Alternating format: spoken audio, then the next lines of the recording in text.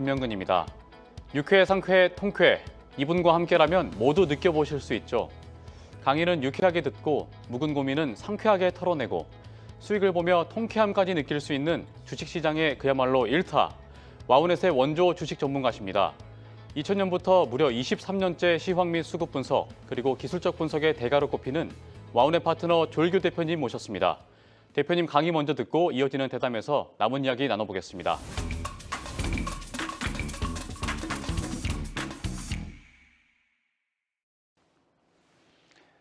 안녕하세요. 조일규 파트너입니다. 자, 오늘이 3주차네요. 제가 2주차 동안은 계속 주간 시황을 얘기했는데 오늘은 지난주에 제가 시황을 좀 많이 했죠. 그래서 한 15분 동안만 할게요. 그래도 될 것 같아서 최대한 좀 줄였습니다. 오늘 녹화일 기준으로 보면 오늘 새벽에 소비자 물가지수가 발표됩니다. 그러니까 저희도 소비자 물가지수가 어떻게 발표될지 잘 몰라요.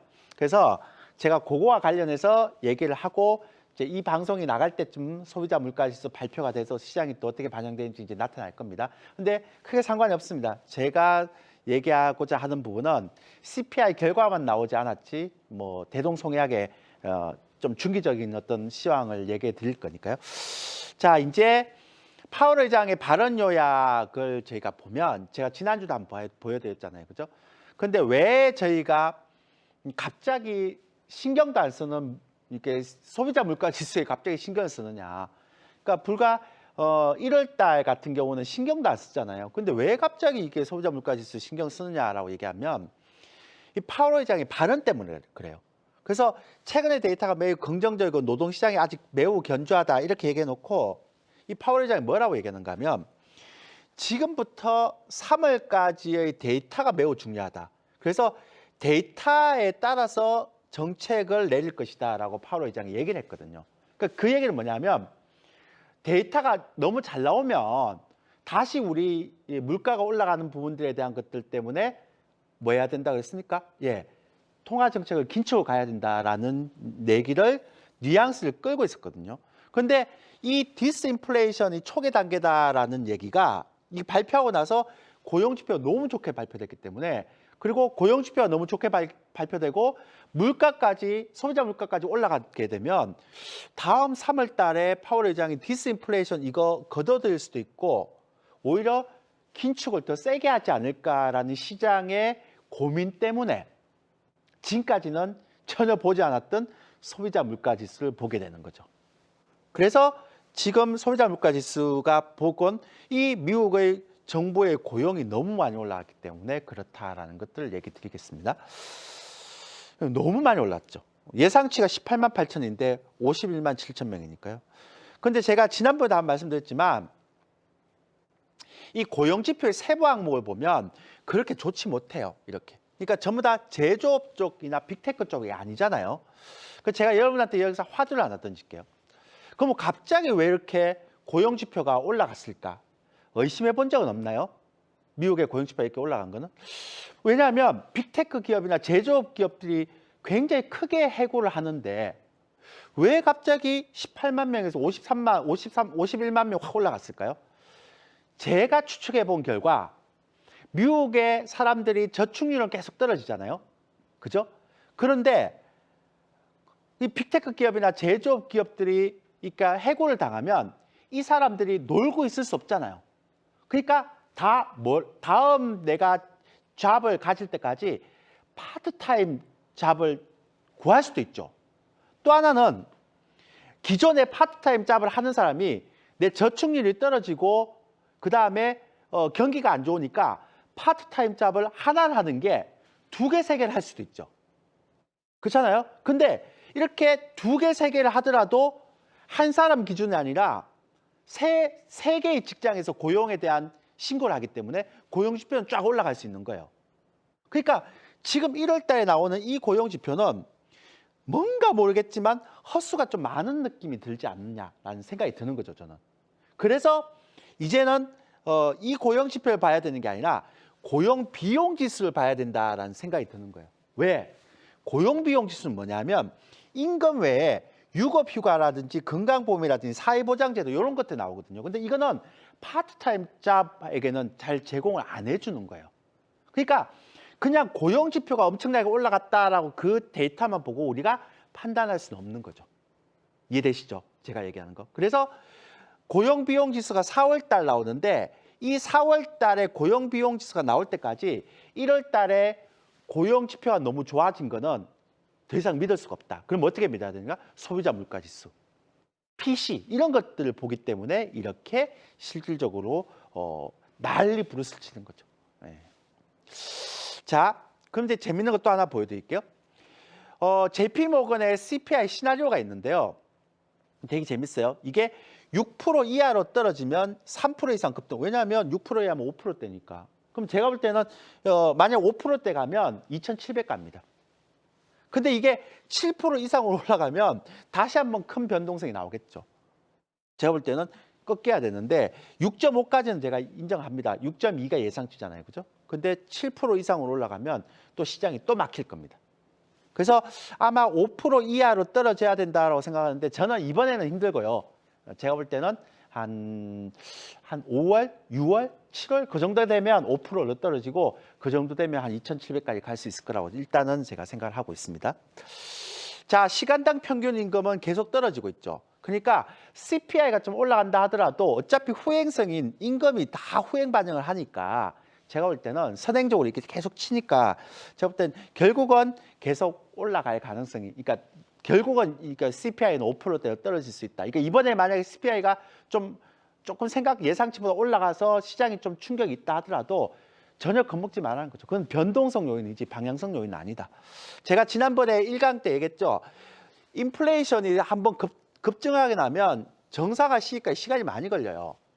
근데 뭐 작년에 9%까지 갔으니 이게 연준의 파월 의장은 아무리 2%까지 얘기하더라도 올해 2% 갈 수 있습니까? 못 가죠. 제가 볼 때 올해 많이 가면 한 5%? 진짜 많이 가면 4%. 그렇게 되는 거죠. 그러니까 물가라는 거는 막 한 번에 5% 못 가요. 여기 데이터도 보시면 아시겠지만.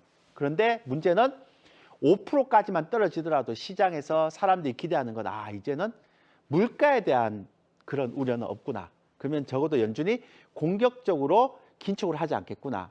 그러면 경기가 지금보다는 더 떨어지지 않겠구나. 그래서 요즘은 뭐 연착륙, 경착륙에서 무착륙이라는 얘기도 한다면서요. 말장난 하지 말고. 근데 동학개미운동 뭐 이런 얘기 하다가 요즘은 또 무착륙 이런 얘기 하더라고요. 참 좀 우습죠. 그런 거 신경 쓰지 말고 여러분들 팩트에다가 포커싱을 맞춰야 됩니다. 그래서 이제 2월 시장의 트렌드를 어떻게 보느냐. 제가 볼 때는 아까도 말씀드렸잖아요. 문제는 뭐냐면 CPI가 좀 높게 나온다, 낮게 나온다. 이게 중요한 게 아니에요. 제가 볼 때는. 뭐가 중요한가 하면 이 신용잔고가 2월 달 들어서 8,500억까지 다시 올라가고 있어요. 그러니까 1월 달에 1조 2천억까지 막 떨어졌다가 그래서 개별주나 코스닥 시장이 굉장히 많이 상승했죠. 근데 2월 달에 지금 13일까지 8,500억이에요. 그러면 우리는 통상적으로 학습 효과가 있습니다. 어떤 게 있을까요? 네. 신용이 올라간다는 거는 개인들이 장이 개별주가 좋은 장이니까 무리하게 신용을 써서 개별주를 막 매매를 굉장히 활발하게 한다는 얘기잖아요. 근데 역대로 보면 신용이 이렇게 올라가면 개별주가 굉장히 강한 장세가 한번 꺾여요. 시장도 만약에 정체를 들어가죠. 그래서 신용잔고가 이렇게 올라간다는 거는 그렇게 우리한테는 좋은 건 아니에요. 그러니까 작년 12월 달, 1월 달처럼 시장이 빠지면서 신용잔고가 이렇게 줄어들잖아요. 12월 달에 그랬죠. 그러니까 1월 달에 신용잔고가 빠지니까 1월 30일까지 시장이 오버슈팅 하잖아요. 근데 시장이 다시 신용잔고가 올라와. 이러면 시장이 신용잔고가 빠질 때까지는 조금 정체를 보일 수 있죠. 혹은 조정을 보일 수 있죠. 그래서 제가 지난번에 말씀드렸잖아요. 1월 상승, 2월 조정 이렇게 되는 거죠. 근데 그러면 대표님 억수로 많이 빠질까요?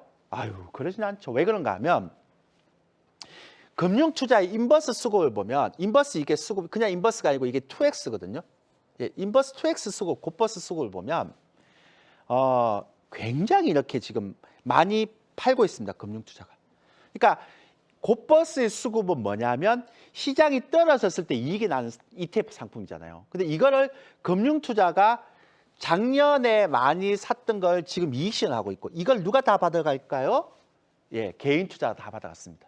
그러니까 지금 1월 달, 2월 달에 개인 투자자들이 인버스 2X 곧버스를 9,200을 샀더라고요. 그러니까 개인 투자가 인버스 2X를 이렇게 많이 사는 한 지수가 옛날처럼 2,200, 막 2,100까지 떨어지진 않죠. 문제는 박스권의 가치잖아요. 근데 곧버스 이거는 시간 가치가 계속 죽어요. 그러니까 제가 지금 걱정입니다. 이 곧버스를 갖고 있는 개인 투자자분들이 이 방송을 듣고 있다면 시간 가치가 시장에 안 빠져도요. 그러니까 곧버스는 2배 상품은 시장이 박스권에 묶어도 시간 가치가 계속 없어진다는 것 좀 기억해 주십시오. 그래서 우리로는 좋죠. 시장은 안 빠질 수 있죠. 근데 이거 가지고 있는 개인 투자자 입장에서는 굉장히 고통스러울 겁니다. 악담하는 건 아니고요. 그러니까 빨리 이렇게 하지 말라고 얘기하는 거예요. 자, 코스피 수급은 8조를 샀습니다. 근데 얘가 9조까지 올라갔다가 지금 약간 정체를 보이고 있거든요. 반면에 코스닥은 8,800억, 거의 9천억을 샀습니다. 결국 무슨 얘기인가? 제가 말씀드렸죠. 올해 상반기까지는 개별주 장세다. 그리고 좀 길게 보시려면 외국인들이 사는 거래소 종목들을 사는 게 맞다. 이렇게 보시면 될 것 같습니다. 그래서 좀 중기로 보신 분들은 거래소에 외국인들이 사는 종목 보고 좀 단기로 보신 분들은 코스닥의 개별주를 보시면 된다. 이렇게 보시면 되죠. 자, 그러면 향후 시장에 대한 방향성 및 터닝 포인트, 시기, 모멘텀 이런 것들을 설명해야죠. 왜? 대표님, 그럼 박스권 장세 언제 풀립니까? 지겨워 죽겠습니다. 이렇게 얘기할 수 있잖아요. 그러면 요거 언제 풀리는가에 대한 부분을 제가 좀 설명을 드릴게요. 시기와 모멘텀이 어떤 게 있을까? 자, 볼게요. 일단은 제가 처음에 말씀드렸습니다. 이 박스권을 돌파하려면, 그러니까 이 박스권을 돌파하려면 일단 소비자 물가지수 CPI가 5% 이하로 하락해야 됩니다. 그래야 2,700까지 갑니다. 만약에 소비자 물가지수가 8%까지 갔다 이러면 도루묵입니다. 다시 2,100까지 떨어져야 됩니다. 지금 경기도 안 좋은데 다시 긴축을 한다? 굉장히 위험하죠. 그러면 진짜 신용 리스크 터지고 금융 위기가 나올 수도 있습니다. 근데 그럴 가능성이 굉장히 희박하다고 보고요.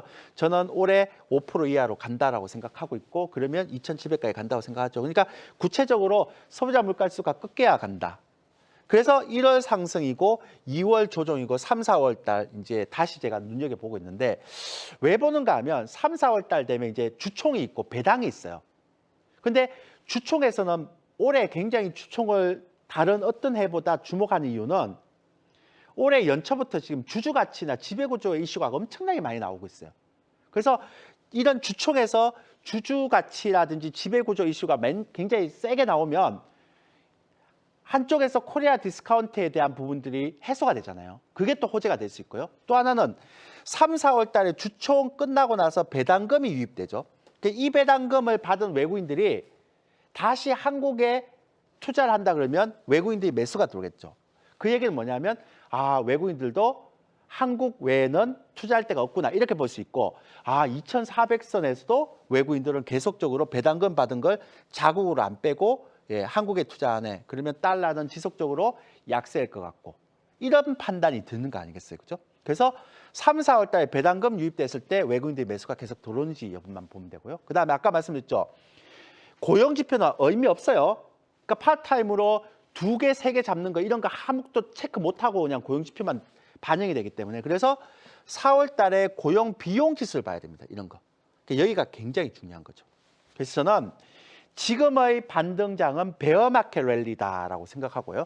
그래서 2023년대 지수 상단 밴드를 2,700, 만약에 소비자 물가 지수가 5%까지 내려오면 2,800도 갈 수 있다. 단 소비자 물가 지수가 8% 가면 다시 2,200, 2,100까지 떨어져야 된다. 그러니까 요 라인만 생각하시면 되고요. 그다음에 지금까지 경험해 보셨겠지만 2023년은 극심한 종목 차별화 장세. 즉 가는 종목만 간다는 얘기입니다. 그러니까 못 가는 종목 못 가기 때문에 여러분들이 올해는 시황보다는 지수보다는 종목에 대해 포커스를 맞추라는 얘기를 계속하죠. 그러니까 종목이 되는 종목들만 가라. 그러니까 좀 대형주나 시가총액 큰 종목들은 외국인들이 어차피 기관 안 사요. 기관은 돈이 없어서 못 사요. 왜냐하면 펀드에서 다 빼갖고 지금 딴 데 다 돌리고 있는데 그래서 외국인들이 사는 종목들을 하든지 아니면 스마트머니가 움직이는 개별주라든지 이 개별주는 모멘텀이 있어야 되겠죠. 그죠? 그런 부분이 굉장히 중요하다라고 생각하시면 됩니다. 근데 이제 제가 아까 말씀드렸던 것처럼 지금 왜 베어마켓 랠리냐? 지난번도 말씀드렸죠. 2022년도가 굉장히 단일 그 해로는 가장 많이 떨어졌기 때문에 기술적 반등이 당연히 나오죠. 근데 이제 이 기술적 반등이 나오는 과정에서 우리가 이제 만약에 예를 들어서 수출 증가율이 지금 역대 최저잖아요. 만약 16.6인데 얘가 의미 있게 반등을 해주고 소비자 물가 지수가 만약 5% 이하로 5%까지 떨어져 버리면 그러면 올해가 저점이 돼 버리는 거죠. 그러면 나중에 2,700, 2,800 갔다가 다시 눌림목을 그러니까 다시 내년에 조정을 보인다 하더라도 올해 하반기부터 그러면 2,200 안 무너질 가능성이 있죠. 그래서 여러분들이 볼 때는 소비자 물가 지수를 먼저 봐야 되고요. 그다음에 글로벌 경기는 한국의 수출 증감률 봐야 돼요. 이렇게 계속 저점이 무너지면 안 되고 이제는 16.6까지 떨어졌기 때문에. 근데 이제는 조금 이게 돌려져야 되는 시점이 나와야지만 시장이 방향성을 틀 거다라고 생각하시면 됩니다. 많은 분들이 왜 수출 증가율을 봐야 됩니까? 한국은 세계 모든 나라로 다 수출을 하기 때문에 한국의 수출 증감률을 보는 게 가장 빨리 글로벌 경기를 보는 거다. 그래서 외국인들이요, 한국에 투자할 때 글로벌 경기를 볼 때 한국의 통계청 있죠. 그런 데 가서 맨날 이렇게 수출 증가율 보고 무역 수지 보고 이런 거 봅니다. 왜냐하면 한국이 바로 밑이기 때문에. 일본은 요즘 많이 이렇게 꺾여버렸죠. 그죠? 그래서 한국의 수출은 곧 글로벌 경기와 연관된다. 그래서 요게 돌아서고 물가 지수가 5%까지 탁 떨어지면 그때는 이제 방향성을 틀 수가 있다. 좋다. 이렇게 말씀드리도록 하겠습니다. 이상입니다. 안녕하세요. 조일구 스페셜의 조민재입니다. 주식 투자는 한 해의 농사와 비슷합니다. 작물을 심어 꽃이 피고 열매를 맺어 수확하기까지 정성은 물론 인내와 노력이 필요한 법이죠. 농사를 짓다 보면 태풍이나 서리, 가뭄이 찾아오듯 주식시장에 예기치 못한 상황과 마주할 때도 있는데요. 와운의 조일교 파트너가 비 오는 날엔 우산이, 가뭄이 찾아올 땐 단비가 되드립니다. 조일교 스페셜만의 시그니처 QR 이벤트도 기다리고 있는데요. 방송 화면에 QR코드를 찍으시면 주식과 파생, 교육 VOD의 알찬 자료집까지 모두 받아보실 수 있으니까요. 지금 바로 함께 하시기 바랍니다. 시황을 타고 성공 투자로 향하는 조일교 스페셜. 그럼 계속해서 함께 하시죠. 네, 대표님 오늘도 귀한 강의 잘 들었습니다. 매주 와우넷 클래스 시청자들의 기대가 대단한데요. 오늘은 또 어떤 내용을 설명해 주실 건가요? 자, 오늘 차트를 보는 데 있어서 빠질 수 없는 이동평균선에 대해서 설명드리려고 합니다. 좀 힘들어요. 근데 이해하기가 좀 힘든데 저랑 따라와 보시면 좀 쉽게 이해할 겁니다. 왜냐하면 그래서 제가 시황은 15분 했고 이거 30분 배정했거든요. 우리 명건 MC가 다 이해할 정도면 이해할 수 있겠죠. 그래서 오늘은 신개념 이평선, 자꾸 신개념 붙여서 이상하긴 한데 신개념 이평선을 설정하는 방법부터 지금 설명해 드리도록 하겠습니다. 그럼 대표님 이동평균선 하면은 또 지지와 저항의 기준이 되는 선인데요. 이 이동평균선 기준으로 투자를 하는 경우 오차 범위가 너무 커지거나 아니면 추세 전환 타이밍을 놓친다든지 하는 경우가 많더라고요. 이 이동평균선의 문제점을 해결할 수 있는 또 좋은 방법이 없을까요? 많이 아시네요. 지지와 저항하고 이게 오차 범위 너무 커지는 것도 많이 아시네요. 근데 그게 왜 그런가를 제가 설명드릴게요. 제가 준비한 자료 보시면서 가겠습니다. 자, 제가 이동평균선 이제 오늘부터 시작해서 완벽한 정복을 하도록 하겠습니다. 1단계 다다다다다다다다 가겠습니다. 자, 일단 이평선의 정의를 보면 이게 이제 예를 들어 포털 사이트 보면 이평선의 정의가 이렇게 돼 있어요. 일정 기간 동안에 주가를 산술한 평균값 이렇게 돼 있어요. 그래서 제가 이렇게 하니까 사람들이 이거에 대해서 이해를 못 하는 거야. 그래서 저는 이 이평선의 정의를 좀 바꿨으면 좋겠어요. 이 포털 사이트에 얘기해서 이거 아니다. 제발 좀 이거 바꿔라. 이렇게 얘기해서 오늘 답답해 죽겠어요. 이게 뭐냐면 이평선의 문제제기 뭐냐면 이평선의 정의가 뭐냐면 특정 기간에 주가의 종가의 평균값을 모두 더해서 특정 기간으로 나눈 수치로 선을 표시한 거. 이게 뭐냐면 쉽게 얘기하면 그러니까 5일 이평선을 예를 들자고요. 그러면 오늘 종가, 그러니까 오늘 종가하고 어제 종가하고 3일 전에 종가하고 4일 전에 종가하고 5일 전에 종가하고 이 종가를 다 합쳐서 5로 나눠요. 그럼 5일 이평선이에요. 그걸 점으로 계속 찍으면 점을 계속 찍어서 선을 딱 얘기하면 그게 5일 이평선이 5일 되는 거예요. 평선. 예. 20일평선 어떻게 해요? 오늘 종가, 1일 전에 종가, 2일 전에 종가, 3일 전에 종가 해갖고 20일 전에 종가까지 다 하면 20일평선이 돼요. 네. 그러니까 종가의 평균값을 더해서 그걸 선으로 연결시키는 게 이 기본적인 이평선의 정의예요. 근데 네. 아까 포털에 보면 그런 거 없잖아. 일정 기간의 주가를 산술 평균한 값 이러면 잘 모른다고. 예, 예. 그러니까 종가의 평균값을 나눈 값 이렇게 얘기하죠. 근데 이 종가가 뭐가 문제인가 하면 예전엔 괜찮았어. 그러니까 여러분들이 여기 계시는 시청자분들을 내가 이해를 안 할게요. 옛날에는 그 당일에 저가가 9,400원이고 고가가 9,800원이면 그 종가가 9,500원이야. 그러면 여러분들이 생각하기에 종가 9,500원을 설정하더라도 네.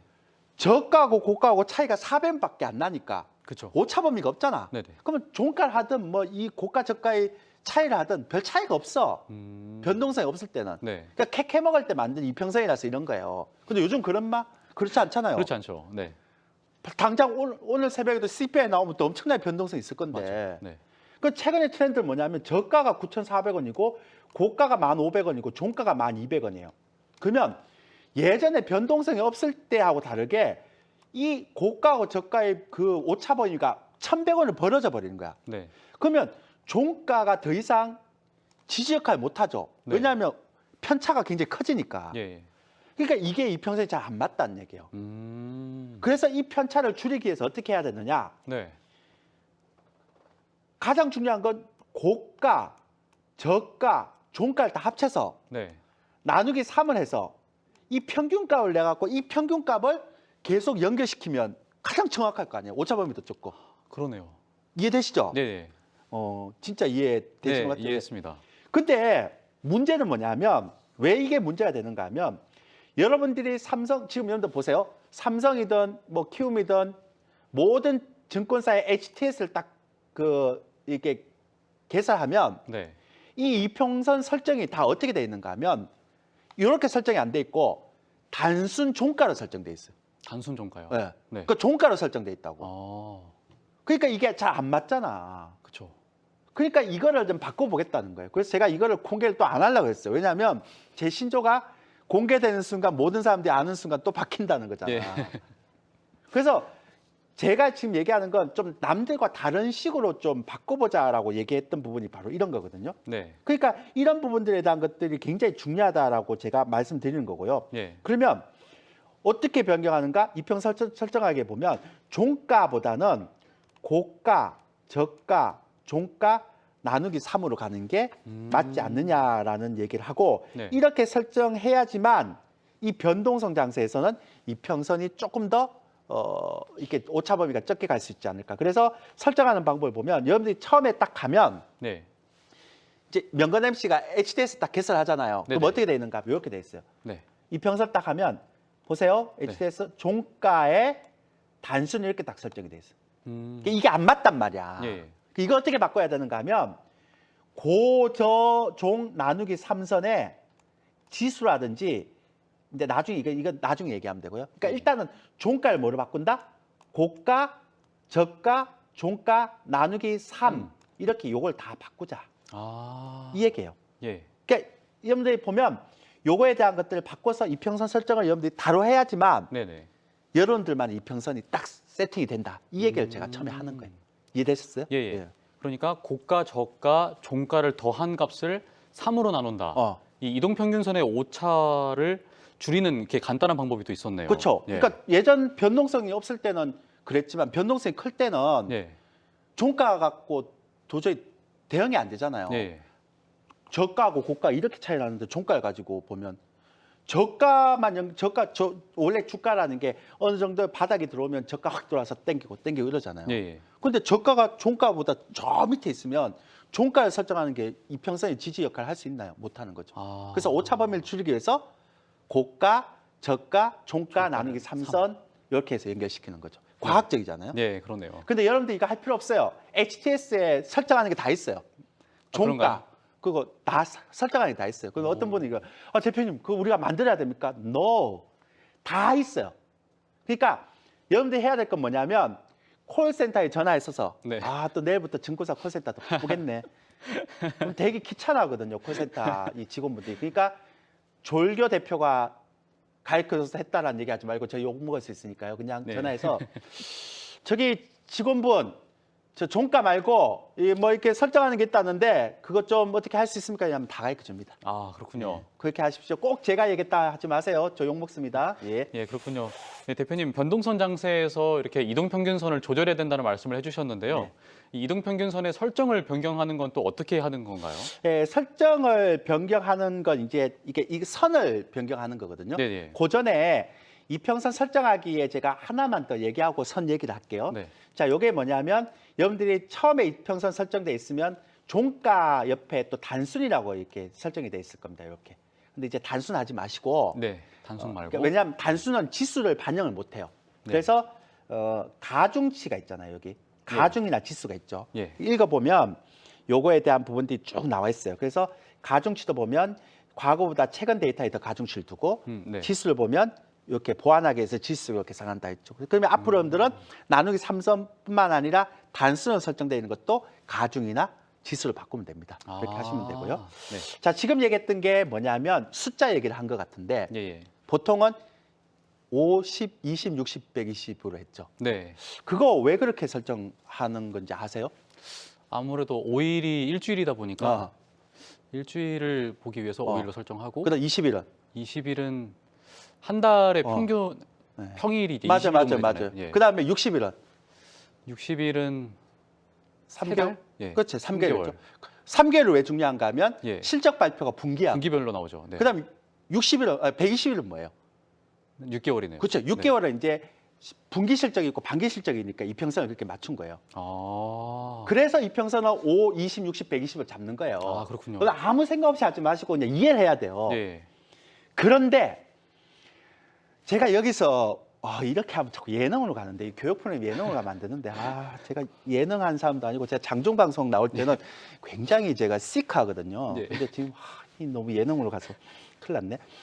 근데 웃지 마시고 제까지 웃는다. 그러니까 좀 이 야심한 밤에 좀 재밌게 하려고 그런 겁니다. 근데 이게 똑같이 적응이 돼야 되잖아요. 예. 근데 일본 같으면은 5일이면 1주, 20일이면 한 달, 60일이면 3개월, 120일이면 6개월 이렇게 돼요. 네. 그러면 똑같이 적응합시다. 5주 이평선, 5주는 뭔데요? 한 달은 4주잖아. 그렇죠. 그러면 20주는 뭔데? 60주는 뭔데? 120주는 뭔데? 그렇게 연관성이 없어 보이는데요. 그러면 5월은 뭔데? 아. 5개월치는 뭐냐고. 예. 월봉의 5월 이평선이라는 게 5개월치는 뭐예요? 실적 발표도 3개월에 한 번씩, 6개월에 한 번씩 하는데. 그럼 결국 무슨 얘기인가 하면 아니 이런 규칙성이라는 게 일봉에 적용할 때도 똑같고 주봉에 적용할 때도 똑같고 월봉에 적용할 때도 똑같아야지. 예. 일봉에만 그런 규칙성이 있고 주봉이나 월봉 가면 규칙성이 아무것도 없는데 네. 그럼 뭘 묻고 여러분들 이렇게 얘기합니까? 그게 대해서 제가 또 강력한 이의 제기를 한 거죠. 예. 난 이거 싫다. 그리고 두 번째는 모든 사람들이 HTS 설정하면 5, 20, 60, 120 무조건 하는데 그럼 모든 사람들이 다 보는 그 이평선이 지지가 되면 옆에 순이 엄마도 보고 뒤에 똘똘이 엄마도 보고 그럼 그 자리에 오면 다 매수했다고 이평선 지지한다고 사면 네. 빼버리지 세력은. 그렇죠. 남들이 다 보는 이평선인데. 예. 그러면 순이 엄마하고 똘똘이 엄마하고 모든 동네 아줌마들이 다 보는 아줌마 그러면 또 안 되겠다. 동네 모든 아줌마와 아저씨들 다 보는 이평선이 신뢰가 있을까? 없죠. 없다고 또 단호하게 얘기하면 안 되고요. 그러니까 예. 좀 확률이 낮다 뭐 우리 예, 이런 확률이 식으로 낮네요. 네. 그러니까 그렇게 들어가니까 안 되기 때문에 저만의 이평선을 만들자 이렇게 네. 제가 생각한 거죠. 그래서 이평선에 얘기했던 형태의 흐름을 그렇게 설정을 한다라는 게 이 얘기예요. 예. 이게 문제점이 있다라고 얘기했던 게 이 PPT 나온 얘기고. 네. 그럼 이거 어떻게 바꾸느냐? 아무거나 바꾸면 안 되잖아. 뭐 5, 20, 60, 120이 싫다고 해서 야 나는 2가 좋아. 주사기 던져갖고 난 7이 좋아. 8이 좋아. 이러면 예. 욕 먹잖아요. 네. 이건 또 규칙성이 없는 거 아니야. 명건 씨 어떤 숫자가 좋아요? 저는 7이나 어. 12나. 그러면 명건 씨가 좋아한다고 70, 12 적으면 이게 이평선의 규칙성이 있어요? 아무것도 없는 거죠. 의미가 없죠. 그럼 그렇게 안 된다고. 네. 그러니까 나는 어떻게 하는가 하면 일봉도 그렇고 주봉도 그렇고 월봉도 그렇고 똑같은 규칙성을 적용할 수 있는 뭔가를 찾아야 되겠다는 거예요. 수학 잘했어요? 수학 열심히 했습니다. 아, 열심히 하면 잘해야 돼. 이 바닥에 열심히 하는 거는 뭐 인정 안 합니다. 잘해야 됩니다. 네, 잘하겠습니다. 자, 보세요. 이동평균선 기간 설정할 때 저는 그래서 5, 20, 60, 120을 네. 5, 8, 13, 21, 34, 55, 89, 144 이렇게. 자, 규칙이 보이나요? 자, 제가 5초 동안 수학 잘했는지 안 했는지 제가 quiz 낼게요. 예. 자, 규칙. 아, 규칙은 한 거 아닌가요? 왜? 앞에 숫자 2개를 더해서 뒤에 숫자를 만들고 그걸 뭐라 그러는데? 수열이었던 것 같은데 어떤 수열인지는 아, 그래요? 예, 몰라요? 정확하게 기억이 안 납니다. 수학 못했죠. 자, 이게 뭐냐면, 네. 자, 보세요. 이게 뭐냐면, 피보나치 수열이라는 겁니다. 아. 그러니까 수학에서 굉장히, 이거 원래 이게, 이집트 피라미드 가면 예. 굉장히 안정적인 황금 비율 이런 것도 다 이렇게 돼 있거든요. 예, 예. 그래서 이게 앞에 두 수의 합이 바로 뒤의 수가 되는 수의 배열이라고 되어 있습니다. 그래서 피보나치 수열을 기반으로 한 황금 비율은 여러 분야에서 최적의 비율과 형식을 결정하는 데 사용되고 있다. 이렇게 돼 있습니다. 아, 예. 이게 이집트 피라미드도 그렇고요. 피보나치 황금 수열. 비율. 예. 그래서 이게 이런 수열을 적용시키는 거예요. 그러니까 아무나 숫자를 바꾼다 해서 아무나 이렇게 갖다 붙이는 게 아니라 네. 그래도 검증된 거. 그러니까 가장 그래서 왜 여러분들 엘리어트 파동 보면 이런 게 나와요. 예. 주식에서 보면 이렇게. 그래서 저 진짜 공부 많이 했습니다. 잡벅이지만. 예. 그러니까 아무거나 갖다 붙이는 게 아니잖아요. 예능처럼 하고 있지만 예. 내용은 정말 검증된 하버드의 그런 심도 있는 또 이러면 또 우리 그렇다고 막 인상 쓰고 할 수는 없잖아요. 네. 예. 그러니까 어쨌든 그래서 피보나치 수열을 우리 너무 웃는 것 같아. 네. 예. 이 새벽에 여러분들 요즘 장도 안 좋고 돼서 제가 이렇게 하고 있습니다. 근데 어쨌든 피보나치 수열을 적용시키는 거예요. 네. 그러니까 피보나치 수열을 적용시켜서 이평선을 바꾸면 일봉도 똑같은 규칙, 주봉도 똑같은 규칙, 월봉도 똑같은 규칙으로 적용이 되겠죠. 그래서 이걸 네. 바꾸면 이렇게 됩니다. 그래서 요거에 따라 또 투자 성향에 또 파악을 할 수 있어요. 네. 그러니까 난 단기적으로 한다, 중기적으로 한다, 장기적으로 한다 이래 보면 난 장기적으로 하는 것 같으면 피보나치 수열에서 앞에 있는 선 있죠? 요거 네, 이제 네. 조금 바꾸면 네. 앞에 있는 쪽을 주로 많이 설정하면 되고 네. 그다음에 내가 좀 난 중기 투자를 한다 이러면 뒤에 선을 설정하면 되고 아. 그러니까 앞에서 5813을 설정하는 건 좀 강한 종목. 예. 그럼 난 좀 너무 공격적인 거 싫어. 난 좀 널널한 게 좋아. 이러면 조금 뒤에 것까지. 아. 그러니까 뒤에 난 34에서 55 사이에 오면 살 거야. 이건 예. 좀 중기 투자. 네. 넉넉하게 하시는 분. 난 좀 공격적으로 하시는 분은 58, 13, 21 사이에 들어오면 살 거야. 아. 그러니까 숫자를 설정할 때도 이렇게 그 성향이 나올 수 있거든요. 예, 예. 이렇게 할 수 있어. 그러면 본인이 직접 설정할 수도 있겠네요. 본인이 설정할 수 있다니까요. 네. 단 콜센터에 전화해서 물어봐야 돼요. 네. 제가 말씀드렸죠. 물어볼 때는 제가 얘기했다고 하면 안 됩니다. 저 욕 먹습니다. 그러니까 꼭 여러분들이 이거 어디서 봤는데 방송에서 봤는데 좀 가르쳐 주십시오. 그럼 네. 다 친절하게 가르쳐 줍니다. 여러분들이 다 스스로 내고 있기 때문에 그렇습니다. 네, 이쯤에서 좀 궁금한 게 있는데 음. 이제 아마 방송 이후에 다들 피보나치 수열을 다 적용을 해가지고 다 같은 그 지금 이평선을 사용할 것 같아요. 아니야, 그럴 정도까지는 아니에요. 뭐 내가 그렇게 파워 있는 사람도 아니고 뭐. 그러니까 예. 많은 사람들이 쓰기 전까지 전에 빨리 하면 돼요. 아, 그렇죠. 예, 네. 또 그렇게 하고 네. 뭐 그렇게까지 앞서 나가서 결정할 거야 뭐 있겠습니까? 네. 예. 그렇군요. 예, 그렇게 하시면 되고 제가 또 말씀드리고 싶은 건 뭐냐면 여러분들이 제가 왜 이런 얘기를 하는가 하면 저 사람은 남들과 다른 걸 자꾸 접목시키는구나. 그런데 그게 좀 논리적으로 설득력이 있는 걸 좀 접목시키는 거야. 이런 것들을 하라는 거죠. 그러니까 주식을 할 때는 네. 남들과 좀 다른 쪽으로 가야 됩니다. 남들과 다르게. 그러니까 남들과 똑같이 가면 성공 못하죠. 이건 비단 주식뿐만 아니라 다른 분야도 마찬가지거든요. 아, 근데 예. 남들과 다른 쪽으로 접근을 하되 네. 그게 항상 뭐가 있어야 됩니까? 규칙성이 있어야 돼요. 음. 뜬금없이 갖고 오면 안 되고 네. 뭔가 이렇게 논리가 있어야 되고 규칙성이 있어야 되고 네네. 그런 게 있어야 되는 거죠. 아. 됐죠? 이번 리액션은 약간 좀 가식적인데요. 예. 그렇군요. 예, 대표님 또 궁금한 게 또 있는데 네. 이 이동평균선 설정법을 또 배우고 나니까 네. 이제 본격적으로 제가 또 투자를 해보고 싶은 마음이 좀 밀려오고 있거든요. 네. 이 이평선을 활용해서 투자를 할 때 또 특히 주의해야 될 부분들이 또 있을까요? 많이 있습니다. 그런데 제가 얘기를 했던 부분도 마찬가지겠지만 네. 이평선을 설정할 때 오늘 제가 여러분한테 하나만 좀 당부를 드릴게요. 그러니까 오늘 여러분한테 말씀드리고 싶은 거는 그러니까 이평선을 제가 설정할 때 피보나치 설정할 때는요. 좀 중기적인 건 좀 이렇게 숫자가 먼 걸 하라 그랬잖아요. 네. 근데 제가 지난번에 거래량 할 때는 단기 투자자용은 안 했어요. 네. 그러니까 그리고 다음 주에 얘기하는 수급편을 할 때는 단기 투자자용 아니에요. 네. 중기 투자자용이에요. 그러면 이평선까지도 중기 투자자용으로 해버리면 좀 단기 투자하시는 분, 네, 뭐 보시면 뭐 우리 좀 단기로 투자하시는 분들, 뭐 1등주 잡는 사람들은 너무 좀 소외되는 게 아닌가라는 생각할 수도 있잖아요. 그렇죠. 그래서 오늘 이평선은 중기 투자용, 장기 투자용도 있겠지만 네. 또 시장에 적용할 수도 있거든요. 제가 그건 좀 이따 제가 말씀드릴게요. 이평선을 어떻게 시장에 접목시키는가 얘기 드리겠지만 일단 주식에 대해서는 좀 주도주나 1등주를 잡는 방법에 대한 부분들을 좀 설명해 드릴게요. 그러니까 네. 좀 중기적인 종목이 아니라 예. 내가 오랫동안 매집을 했다가 그냥 올라가는 게 아니라 네.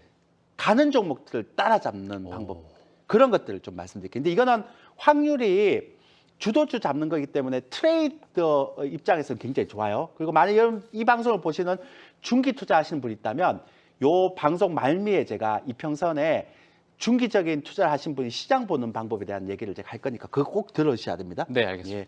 자, 일단 기본적으로 한번 볼게요. 레인보우 로보틱스라는 최근에 가장 강한 로봇 관련주 1등주예요. 네. 근데 이게 어떤 차이가 있는가를 한번 볼게요, 제가. 네. 자, 여러분들이 HTS를 키면 기본적으로 설정되어 있는 5, 20, 60, 120 단순 종가를 보면 네. 어떤 일이 보면 올라가다가 요 5선이 무너졌죠, 여기. 네. 그죠? 근데 5선이 이렇게 무너지고 나니까 그러면 20선까지 와야 되잖아. 근데 안 오고 그냥 가버리네. 어떤 경우죠, 저런 건? 그러니까 예를 들어서 보세요. 예. 그러니까 여러분들이 아까 말씀드렸던 것처럼 내가 이평선이 지지와 저항의 어떤 흐름을 본다 그러면 네. 난 5선을 타고 갈 때 매수할 거다. 그리고 5선이 관리가 안 되면 손절할 거다. 이렇게 생각할 거 아니에요. 예. 근데 이런 이평선을 만약에 연두했다 그러면 얘는 지금 5선이 무너졌죠. 네. 그럼 반등시 어떻게 해야 돼요? 손절해야 돼요. 아, 그러면 날아가 버리잖아요. 예. 근데 이평선을 제가 방금 얘기했던 거 바꿀게요. 제가 공격적으로 바꿀게요. 그러면 어떻게 돼요? 5, 8, 13선만 딱 설정할게요. 그리고 나누기 3선에 가중선 설정할게요. 그럼 어떻게 일이 벌어지는지 아세요? 20선 자체를 안 해요. 그럼 어떻게 돼요? 5, 8, 13선 딱 들어가니까 얘는 요 위에 있는 선 있죠. 관리가 안 되죠. 네네. 근데 얘는 어때요? 아. 요 속에 딱 들어오죠. 예. 그러면 여기서 사서 요게 관리가 되면 계속 가져가는 거예요. 오. 요런 차이가 나는 거예요. 오. 이게 훨씬 정확하네요. 그러니까 내가 만약에 공격적이고 1등주 매매를 하는데 21선까지 설정할 필요가 없다는 거야. 예, 예. 오. 그리고 고가, 저가, 종가 나누기 3선 요거를 해서 가중선을 넣는 거지 단순 종가를 할 필요가 없다는 거예요. 그렇죠. 오. 다시 한번 볼까요? 네. 뭐 왜 그래요? 너무 이해가 잘 돼요. 이해가 잘 돼요? 예. 굉장히 지금 진정성 있는 표현인데 리액션인데. 네. 자, 두 번째는 자, 주봉을 한번 볼게요. 네. 자, 여기 보시면 여러분들이 그 5, 20, 60, 120이라고 적혀 있어요. 자, 요거를 제가 이평선을 설정해 볼게요. 그러니까 기존에 종가에 단순으로 돼 있죠. 네. 자, 그런데 보면 여기 보면 5주선에 딱 무너지잖아요, 이렇게. 네. 맞죠? 네. 그러면 손절해야 될 거 아니야, 이평선. 아니면 20선까지 올 때까지 기다려야 되잖아요. 예. 예. 근데 보세요. 요걸로 바꿀게요, 제가. 요거 딱 바꾸면 어떻게 돼요? 자, 나누기 3선 종가까지 하고 네. 가중선을 딱 해갖고 바꿨어요. 어때요? 아. 그 안에 들어오네요. 그러니까 엄청난 차이가 있잖아요. 예. 얘는 이렇게 무너졌다가 가고 얘는 이렇게 안에 지지받고 가는 거죠. 그렇죠. 이런 차이가 있는 거죠. 그러니까 이게 여러분들이 공격적인 투자를 할 때는 주봉이든 일봉이든 간에 이런 부분들에서 굉장히 강하게 이게 접목시킬 수 있다라는 것들을 말씀드리려고 하는 거죠. 그러니까 일봉에서도 그렇고 주봉에서 그렇고 네. 이게 이제 굉장히 큰 형태의 흐름이다라고 볼 수 있죠. 네, 대표님 그러면 다른 종목도 혹시 볼 수 있을까요? 네, 똑같이 이제 보면 되는데요. 네. 자, 여기를 한번 보세요. 여기 카카오라는 종목이 있는데요. 이 예. 카카오가 추세 구간일 때 어떤 흐름이 나타나는가 하면 네. 이 타고 가죠, 지금 이거를 주봉상으로. 아. 한 번도 무너지지 않죠. 그러네요. 그러다가 한 번 눌림목을 받아요, 이렇게. 아. 그러다가 다시 이렇게 올라가요, 이렇게. 근데 이 눌림목을 받을 때는 예. 떨어졌다 올라갔다 떨어졌다 올라갔다 하죠. 네. 근데 이게 다시 올라갈 때 어때요? 종가상 잘 안 무너져요. 이렇게. 예, 예. 보세요. 잘 안 무너지잖아요. 네네. 계속 밑에 있는 녹색선을 종가상 지지를 지지를 받고 가잖아요. 예. 그죠? 근데 이러다가 어느 순간에 관리가 이게 안 되잖아요. 이러다가. 예. 이럴 때쯤은 내려올 때는 어때요? 아, 밑으로 이제 타고 가죠. 이렇게. 네. 이 보세요. 녹색선을 못 넘죠. 이렇게. 그러네요. 그러니까 여러분들이 생각할 때는 뭐냐면 이 주봉상의 5813선 위로 타고 올라갈 때만 뭘 하면 돼요? 이 종목이 주도주라고 생각하면 돼요. 아, 그러니까 이게 만약에 이게 내려오면 이렇게 눌림목이 되든 아니면 고점에서 이제 내려오든 둘 중에 하나거든요. 네. 그러니까 정말 잘하는 사람들 그러니까 제가 왜 이 얘기를 하는가 하면 그리고 이렇게 내려왔을 때는 이 반등이 안 될 때는 계속 이게 또 저항으로 작용되거든요. 제가 왜 이런 얘기 하는가 하면 네. 정말 1등주만 하는 사람들은요. 주봉상 5, 8, 13 가중 나누기 3선 요거 위에 올라가는 종목만 해요. 아, 그렇군요. 이게 그 시장의 1등주라고 볼 수 있어요. 이해되시죠? 네. 그러니까 결국 이 방법은 1등주를 매매할 때 굉장히 좋은 방법이다라고 볼 수 있는 겁니다. 예, 그렇군요. 네. 지금 이제 이동평균선 설정법을 또 배우고 나니까 또 그 다음 단계가 또 궁금해졌어요. 네. 오늘 클래스 시작할 때까지만 해도 이제 이평선의 단점에 대해서 짚어봤었는데 이동평균선을 보고 이 타이밍을 잡는 게 또 쉽지가 않더라고요. 예, 예. 그 시장에서 1등주를 공략할 때 매매 타이밍이나 손절 라인을 잡는 것이 또 힘든데 매매 시작 타이밍을 또 잘 잡는 비법이 또 있을까요? 아, 예, 있죠. 있는데 네. 제가 이제 여러분한테 몇 번 말씀을 드리지만 네. 요 방법도 제가 굉장히 많이 쓰는 방법이에요. 그러니까 아까는 정말 1등주만 하는 방법이고요. 지금은 이제 1등주가 눌림목일 때 하는 방법이에요. 네. 요거는 이제 제가 몇 가지 종목을 갖고 왔는데 시간상 한 두 개만 보여줄게요. 잘 보세요. 네, 알겠습니다. 자, 요게 똑같이 5, 8, 13 가중선을 설정했어요. 네. 한쪽은 주봉이고 한쪽은 일봉입니다. 네. 근데 제가 아까 말씀드린 1등주는 뭐만 하라 그랬어요? 주봉상 5, 8, 13선 위로 타고 가는 것만 하라 그랬죠? 네네. 자, 보세요. 얘 무너집니까? 주봉상으로? 안 무너지죠. 네, 안 무너지네요. 얘 무너집니까? 어이구 검은 거네요. 얘는 무너집니까? 안 무너지죠. 네. 그러니까 이렇게 무너지지 않는 종목만 하면 돼요. 이렇게 주봉상으로. 근데 이게 어떤 특징이 있는가 하면 얘가 이렇게 안 무너질 때 일봉상이 이렇게 탁 무너질 때가 있어요. 이렇게. 아, 예. 맞죠? 네. 요때가 타이밍이에요. 아, 그러니까 이게 이제 기본적인 형태의 흐름을. 그러니까 타이밍을 잡을 때 이 타이밍도 생각보다 좋아요. 제가 그러니까 이것도 한 종목만 제가 더 보여드릴게요. 네. 제가 보면 여기 이제 두 번째 종목이 삼성 엔지니어링이라는 종목인데요. 네네. 삼성 엔지니어. 예, 네. 그러니까 굉장히 유명한 종목이고 좋은 종목이죠. 근데 얘도 보면 네. 여기 보시면 얘가 이제 이평선을 타고 갈 때가 있어요. 이렇게 네. 주봉상 타고 가잖아요. 보세요. 맞죠? 여기서 여기까지 타고 가죠. 네. 굉장히 중요한데 요 구간을 보면 얘도 보세요. 무너집니까? 주봉은? 안 무너지죠. 무너지네요. 네. 근데 일봉 어때요? 내려와 있죠. 네.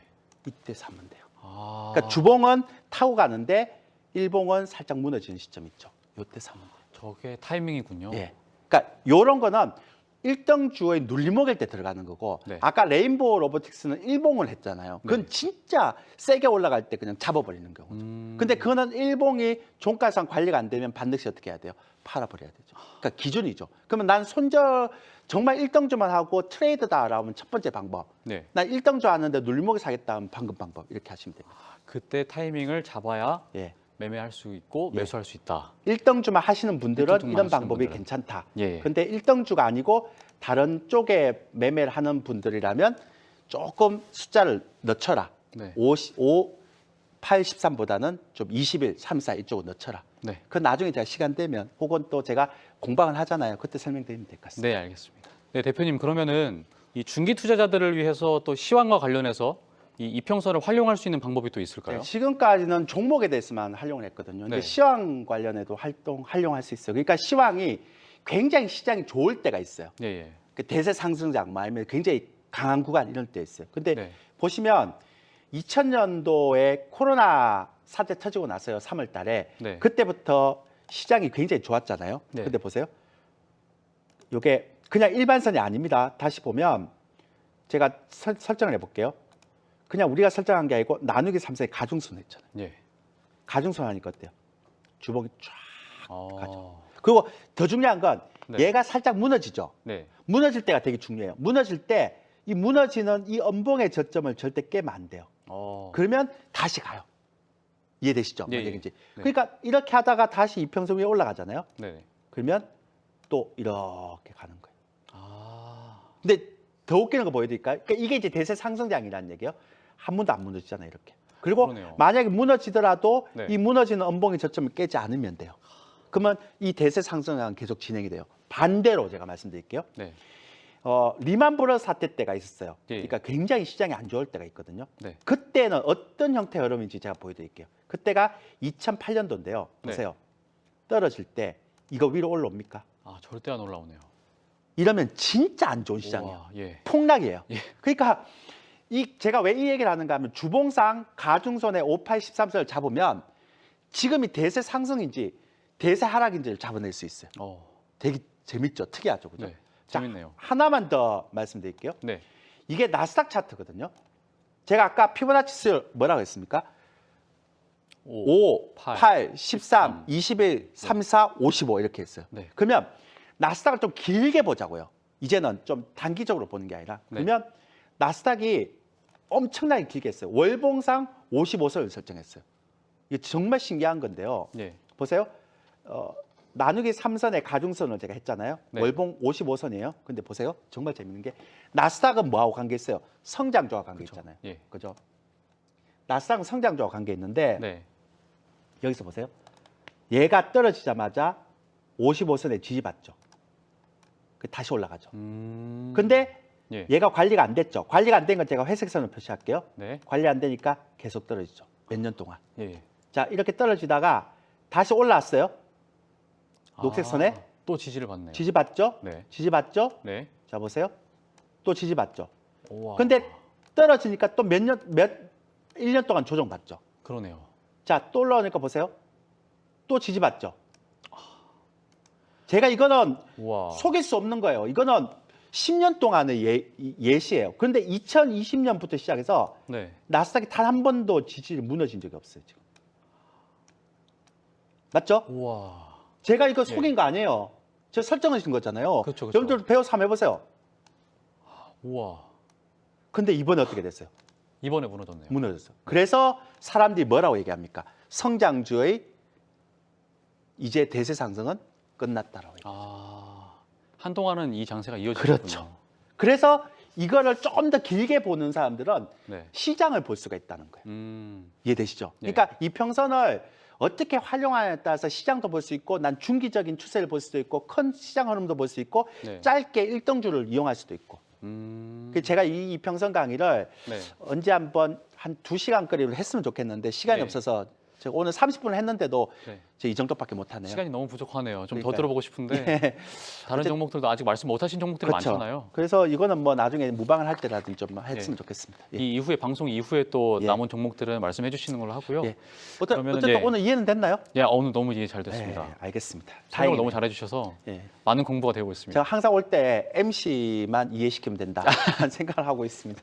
예. 감사합니다. 예. 덕분에 많이 배우고 있습니다. 네. 예, 대표님. 그러면 이동평균선 한 번만 잘 설정해도 이렇게 활용 가치가 무궁무진하군요.